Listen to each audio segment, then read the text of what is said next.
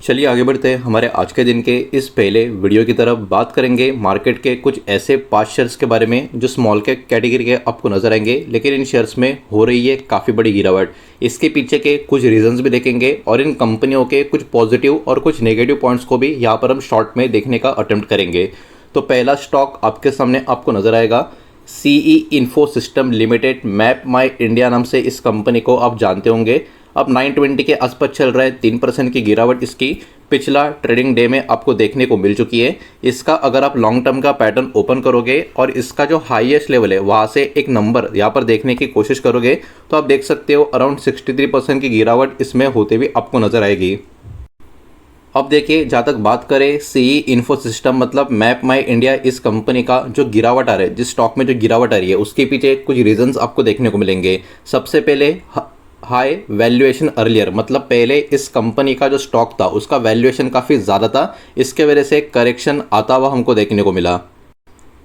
इतना ही नहीं, उसके साथ साथ अगर हम बात करें करेक्शन आया वैल्यूएशन हाई होने की वजह से, लेकिन ग्रोथ का जो एक्सपेक्टेशन है वो भी धीमा होता हुआ हमको देखने को मिल रहा है। उसके अलावा टेक्नोलॉजी और मैपिंग कैटेगरी में कंपटीशन जो है वो भी बढ़ता हुआ आपको नज़र आ रहा है। तो ये 3 मेजर रीज़न है जो इस स्टॉक में आपको गिरावट होती हुई आपको नज़र आ रही है। लेकिन वही बात है, कुछ पॉजिटिव्स भी यहाँ पर आपको देखने को मिलेंगे। सबसे पहले मैप माई इंडिया, ये एक स्ट्रॉन्ग ब्रांड आपको नज़र आएगा। इतना ही नहीं, ओवरऑल डिजिटल मैप्स का जो डिमांड है वो बढ़ रहा है, वो भी कहीं ना कहीं इनके फेवर में एक पॉजिटिव बात है।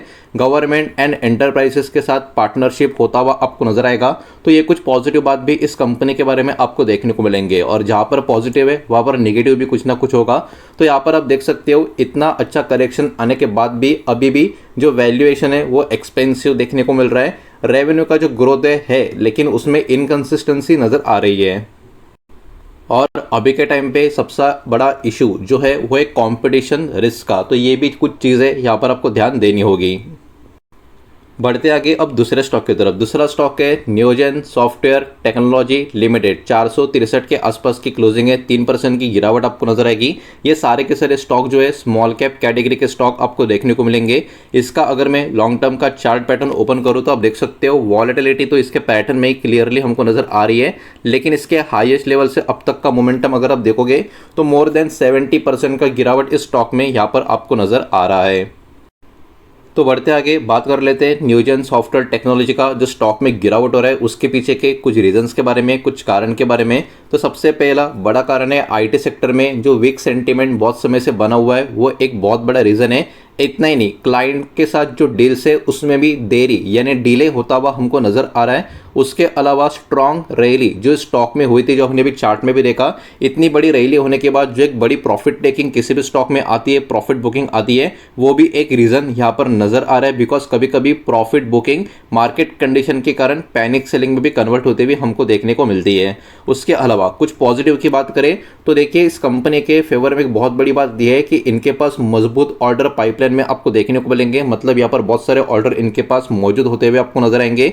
इतना ही नहीं, डिमांड जो यहाँ पर बढ़ रही है डिजिटल ट्रांसफॉर्मेशन के लिए, वो इस कंपनी के फेवर में बात जाते हुए हमको नजर आ सकती है। और लॉन्ग टर्म का जो पोटेंशियल है वो यहाँ पर अच्छा नजर आ रहा है। तो ये कुछ पॉजिटिव इस कंपनी के बारे में नजर आएंगे।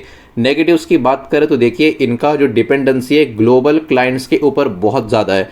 शॉर्ट टर्म में रेवेन्यू का अनसर्टेनिटी अभी बना हुआ है, और मैक्रो एंड करेंसी रिस्क भी कहीं ना कहीं यहाँ पर इनके बिजनेस के साथ बने हुए हैं। तो अब बढ़ते आगे नेक्स्ट बचे हुए 3 शेयर्स की तरफ। लेकिन वीडियो को प्लीज़ लाइक कर देना, वीडियो को शेयर कर देना। पहली बार चैनल पे आ चुके हो तो चैनल को भी सब्सक्राइब जरूर कर देना।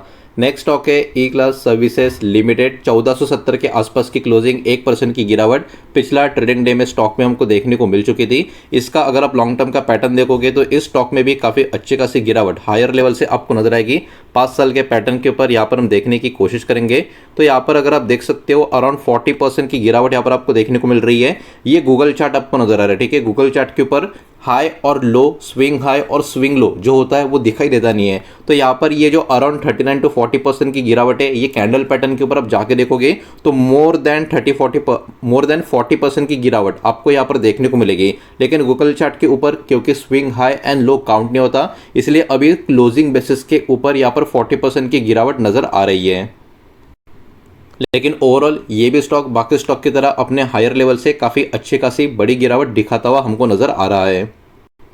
तो अब बात कर लेते हैं इस कंपनी के स्टॉक के गिरावट, पॉजिटिव, नेगेटिव, इन सारे पर्टिकुलर पॉइंट्स के बारे में। सबसे पहले रीज़न की बात करें तो आईटी, बीपीएम सेक्टर जो है इसमें स्लो डाउन, ये एक रीज़न है कि स्टॉक में गिरावट चल रही है। मार्जिन का प्रेशर कंपनी के नंबर्स पे ऊपर या बिजनेस के ऊपर जो बना हुआ है, ये भी एक रीज़न है।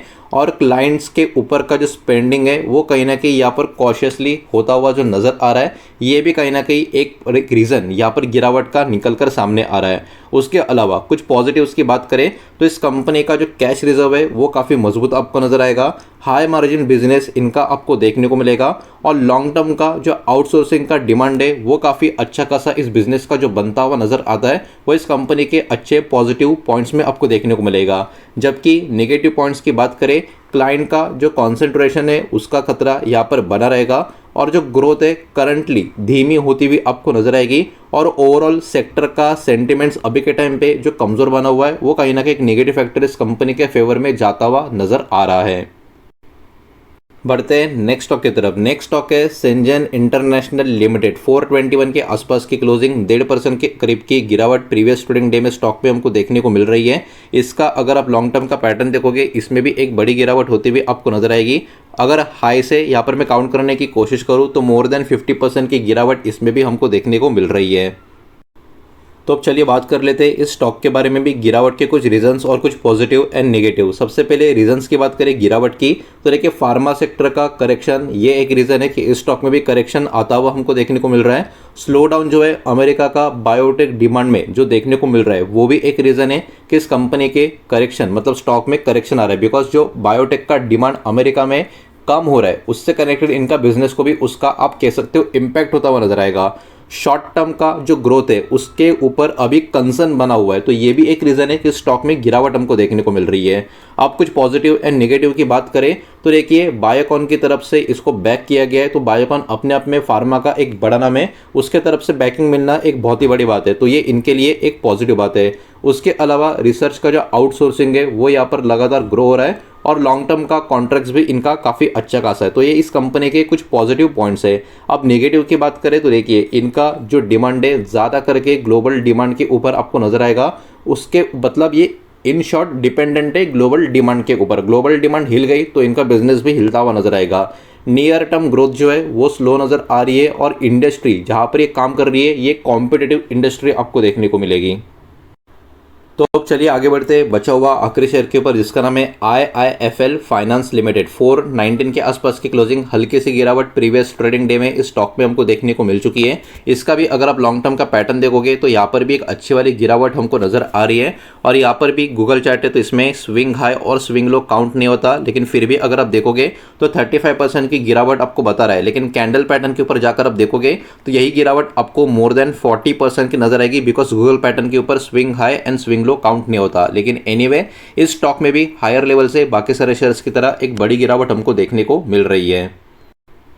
जहाँ तक बात करें इस कंपनी के बारे में तो देखिए इसके पीछे भी बहुत सारे अलग अलग रीजन आपको नजर आएंगे। स्टॉक की गिरावट के पीछे के रेगुलेटरी इशू यहाँ पर इम्पैक्ट कर रहा है इस कंपनी के या इनके बिजनेस के सेंटिमेंट्स को, जिसके कारण स्टॉक में उसका प्रेशर आ रहा है। एनबीएफसी सेक्टर के ऊपर जो प्रेशर है उसका भी प्रेशर इस स्टॉक के ऊपर इनडायरेक्टली डायरेक्टली गिरता हुआ आपको नजर आएगा। इन्वेस्टर का जो ट्रस्ट है इन सब के कारण यहाँ पर क्या हो रहा है, अफेक्ट हो रहा है, तो ये भी एक कहीं ना कहीं सेलिंग में कन्वर्ट होता हुआ आपको रीजन नजर आ रहा है।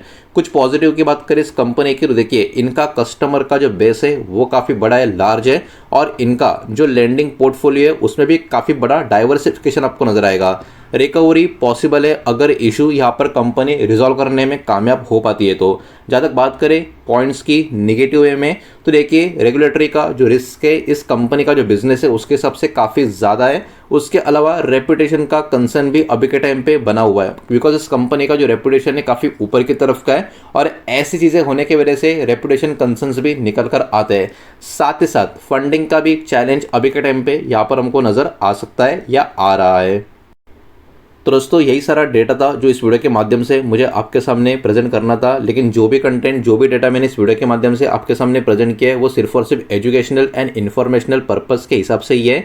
किसी भी तरीके का बाय और सेल का रिकमेंडेशन, इन्वेस्टमेंट का एडवाइस मैं आपको बिल्कुल भी नहीं दे रहा हूँ। उम्मीद करता हूँ वीडियो आपको समझ आया होगा, पसंद आया होगा तो वीडियो को लाइक करें, दोस्तों से शेयर करें। पहली बार चैनल पे आ चुके हो तो सब्सक्राइब भी कर देना। कोई भी स्टॉक में निवेश करने से पहले खुद की स्टडी रिसर्च जरूर करें, फाइनेंशियल एडवाइजर की सलाह जरूर ले। मिलते हैं नेक्स्ट वीडियो में, धन्यवाद।